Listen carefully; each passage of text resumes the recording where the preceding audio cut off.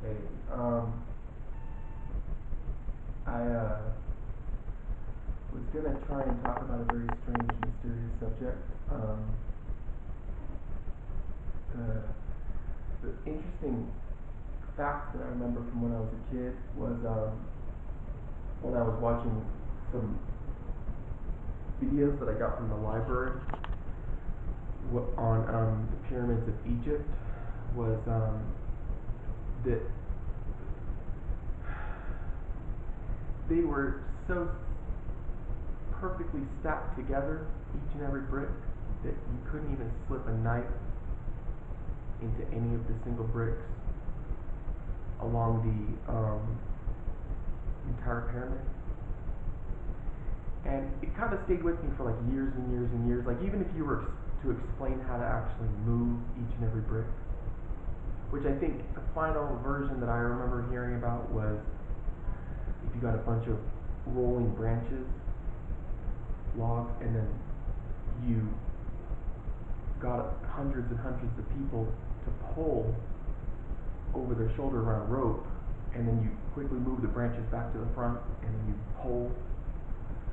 Except for the perfection of the whole thing. Unless, of course, you knew telekinesis. Unless, of course, you were the god of the entire planet, personified, like the maker. And sometimes you have to, after you make an entire planet, you have to take on a human body and then just exemplify the process by saying, and then this is my house. This is my resting place, to show that the world was made by one single entity. And I always thought, well, this is a very important guy. You can just sort of kind of even imagine him, I think, in your mind's eye, a guy that can just sort of float, pick things up, laser them and slice them how he wants them, and then just very easily just place them exactly how he wants. When you make the whole planet, and I always just had that sort of hidden in my mind, especially when birds lift up off the ground. I mean, and they all turn at the exact same time in the sky. If you can't mentally explain how they all turn at the exact same time, unless everything was interconnected by electricity, then why couldn't you just interconnect lifting something off the ground by electricity or thought alone? Just magnify it by millions and millions of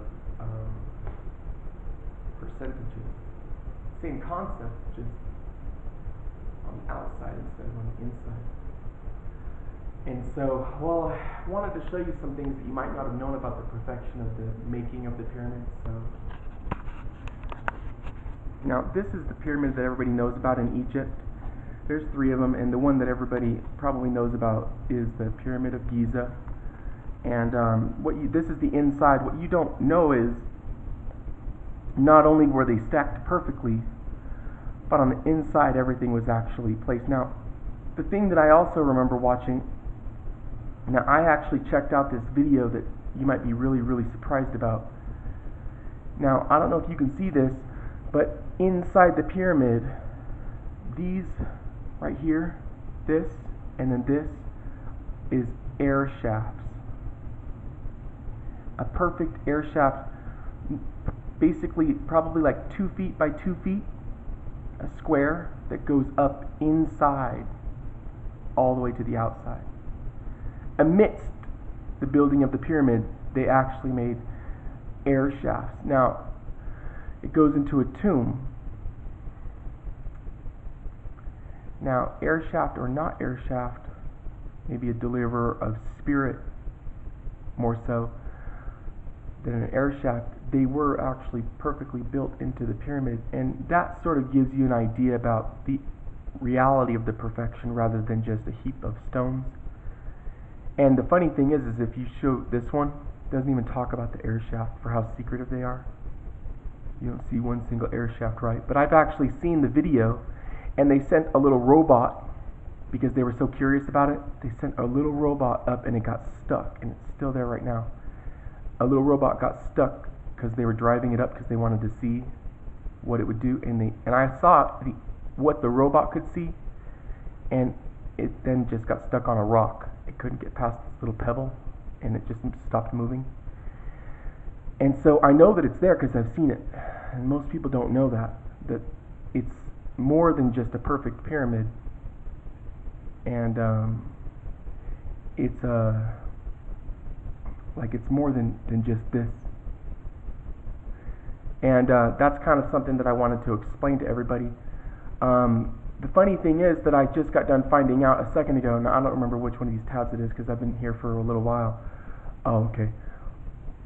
I wanted to find out what year it was built, and more so I wanted to know how old it was, but because these BCs and AD always sort of confuse me, but it just happened to have it right here. It's actually 4,555 years old today.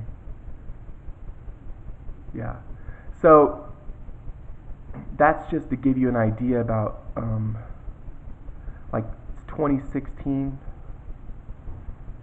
So not 100 years ago or 200, or where the mind sort of stops calibrating, there was nothing really before the 1930s and 1920s, right?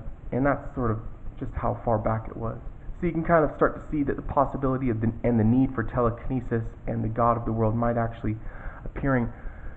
be something that entire civilizations would need, not want.